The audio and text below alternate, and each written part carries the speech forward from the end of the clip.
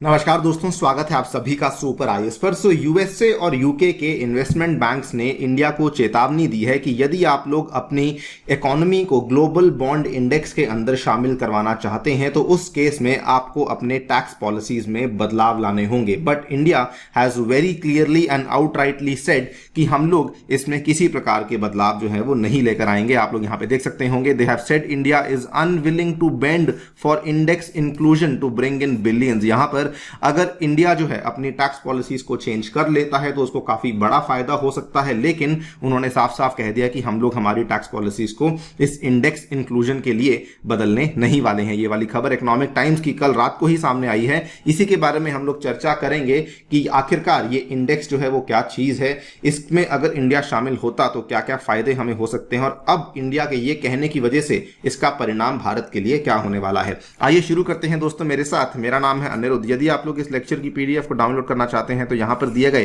Telegram channel के माध्यम से कर सकते हैं। ऑल राइट, सो कहानी शुरू होती है इस महीने की शुरुआत में। उस टाइम पर कहा जा रहा था कि ग्लोबल बॉन्ड इंडेक्स में से रशिया को निकाल दिया गया है और यहां पर बातचीत हो रही है भारत को इस इंडेक्स में लाए जाने की। रशिया को निकालने का कारण बड़ा साफ था, द रशिया यूक्रेन वॉर, उसके चलते रशिया को यहां से निकाला गया था। ये वाला जो इंडेक्स है ये बेसिकली जेपी मॉर्गन, यूएसए का जाना माना इन्वेस्टमेंट बैंक है, उनके द्वारा लॉन्च किया गया था। जून 2005 की बात है और ये इकलौता और पहला comprehensive global local emerging markets का इंडेक्स है जिसमें कि कई सारी दुनिया की इमर्जिंग मार्केट्स को एंट्री मिली हुई है। नाउ रशिया का यहां पे निकाला जाना अपने आप में काफी बड़ी बात थी, बिकॉज रशिया जो है वो अप्रोक्सीमेटली इस इंडेक्स में 8% की वेटेज रखता था और अब ऐसा यहां पे माना जाने लगा कि शायद इंडिया को फाइनली इस इंडेक्स के अंदर इंक्लूड कर लिया जाएगा। इंडिया के लिए काफी बड़ी बात थी, बिकॉज इंडिया जो है वो सबसे बड़ी बॉन्ड मार्केट मानी जाती है इमर्जिंग इकोनॉमीज के केस में, लेकिन इंडिया किसी भी ग्लोबल इंडेक्स के अंदर कवर्ड नहीं थी। तो यहां पर उम्मीद लगाई जा रही थी कि शायद इंडिया को अब इस पर्टिकुलर इंडेक्स के अंदर इंक्लूड करवा लिया जाएगा, जिससे कि इंडिया में जो आने वाले इनफ्लोज हैं वो काफी ज्यादा बढ़ सकते हैं। बॉन्ड मार्केट्स में आपको मालूम होगा कि अगर हम लोग बेसिकली बॉन्ड्स को फ्लोट करते हैं तो उसमें कई सारे जो फॉरेन इन्वेस्टर्स हैं वो भी यहां पे आकर इंडिया में अपने निवेश को बढ़ाने का प्रयास करने लग जाते हैं। तो यहां पर उम्मीद थी कि इंडिया, जिसका वेट अप्रोक्सीमेटली 10% है, तो उस केस में इंडिया अगर इसमें आता है तो उसको $30 बिलियन का एडिशनल फायदा देखने को मिल सकता है। यहां पर आप देख पाएंगे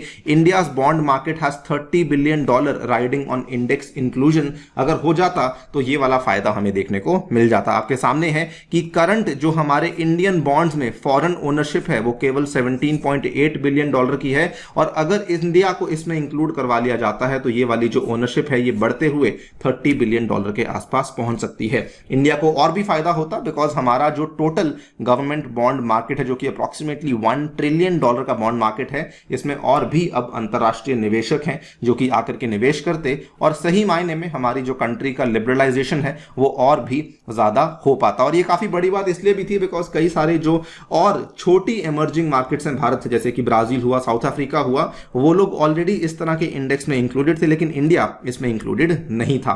और ऑब्वियसली जब इस तरह की खबर आनी सामने आई तो कई सारे जो फॉरेन निवेशक थे, क्योंकि ये वाली मार्केट्स स्पेकुलेशन पे बहुत काम करती हैं, तो उन्होंने कहा कि चलिए ठीक है, हम लोग यहाँ पे बॉन्ड्स को परचेज करना शुरू कर देते हैं, इंडियन मार्केट में पैसा इन्फ्यूज करना शुरू कर देते हैं। उन्होंने यहाँ पे अप्रोक्सीमेटली $40 बिलियन यानी कि $501.7 मिलियन का जो परचेज है वो मात्र 17 दिन के अंदर यहां पे कर भी लिया था। और बल्कि आप यहां पे देखेंगे ये भी बताया जा रहा है कि सितंबर में भी उनकी जो खरीद है वो काफी अच्छी चल रही थी। पिछले महीनों के तुलना में अगस्त और सितंबर में जो इंडियन बॉन्ड्स की खरीद है वो काफी ज्यादा बढ़ भी चुकी थी। लेकिन इसके बीच में क्या होता है कि यूएसए और यूके के ये वाले जो बैंक्स हैं, जेपी मॉर्गन चेस जो कि यूएसए की जानी मानी इन्वेस्टमेंट बैंकिंग कंपनी है, एफटीएससी रसल जो कि लंदन स्टॉक एक्सचेंज ग्रुप का एक सब्सिडरी बेसिकली फाइनेंशियल कंपनी है, उन्होंने यहां पर कहा कि अगर आप चाहते हैं कि आपकी यहां पे बॉन्ड मार्केट को ग्लोबल बॉन्ड इंडेक्स के अंदर इंक्लूड करवाया जाए तो आपको बदलाव लाने होंगे अपनी टैक्स पॉलिसीज में। उन्होंने ऐसा क्यों कहा?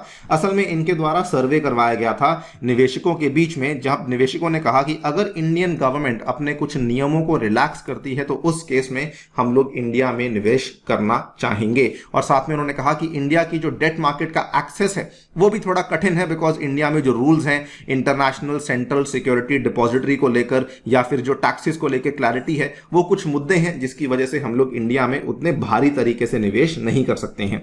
जवाब में इंडिया ने क्या कहा कि जी नहीं, सॉरी, हम लोग हमारे यहां पे टैक्स पॉलिसीज को या फिर जो भी हमारी टैक्स को लेकर हमारे रेट्स हैं उसको हम लोग चेंज नहीं करने वाले हैं। इंडिया ने साफ साफ कह दिया that we are not going to waive the capital gain taxes, और बल्कि इंडिया ने साथ में ये भी कहा कि हमें फॉरेन इन्फ्लो से उतना फर्क नहीं पड़ता है, बिकॉज इससे केवल हमारी लोकल मार्केट्स की जो वॉलेटिलिटी है वो बढ़ती ही है, जो कि अपने आप में सही बात है कि जब बाहर का पैसा इंडिया में ज्यादा आता है उस केस में यहाँ पे जो वॉलेटिलिटी का रेट है वो काफी ज्यादा बढ़ जाता है। बल्कि उन्होंने ये भी कहा कि हम लोग यहाँ पे जो बोरोइंग है उसमें भी सेल्फ रिलायंट होना चाहते हैं। हम लोग ऑलरेडी मार्केट से एक रिकॉर्ड 14.3 ट्रिलियन रुपीस हैं जिसको कि बोरो करने का यहां पे हमने टारगेट बनाया हुआ है, और हम लोग नहीं चाहते कि हमारी जो डिपेंडेंसी है वो इस डेट मार्केट के ऊपर बनी रहे, क्योंकि ये वाली जो मार्केट है ये अपने आप में काफी वॉलेटाइल और अनस्टेबल होती है। इसका परिणाम भारत के लिए क्या होगा?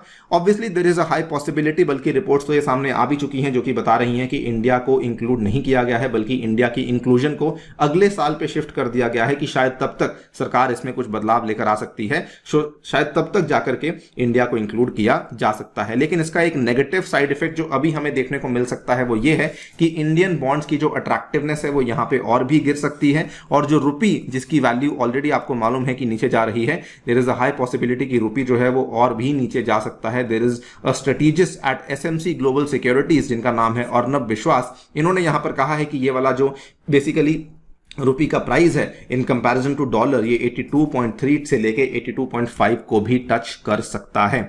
सो यस, इसका कुछ डाउनसाइड है, लेकिन India is very very clear कि हम लोग हमारी टैक्स पॉलिसीज को इस इंडेक्स इंक्लूजन के लिए बदलने नहीं वाले हैं। बाकी जो भी नई डेवलपमेंट आएगी इस चीज को लेकर आपके सामने हम लोग वीडियो लेकर आएंगे। Thank you so much for listening. जाने से पहले बताना चाहूंगा कि टेक्स्ट बुक आपके लिए दोस्तों लेकर आया सुपर कोचिंग, जिसके माध्यम से आप घर बैठ के अपनी यूपीएससी तैयारी को इंडिया के बेस्ट इंस्टीट्यूट्स के माध्यम से पढ़ सकते हैं, और मेरे द्वारा भी अब साइंस एंड टेक का कोर्स लाया जा रहा है जिसको कि हम लोग 1 तारीख से लॉन्च करने वाले हैं।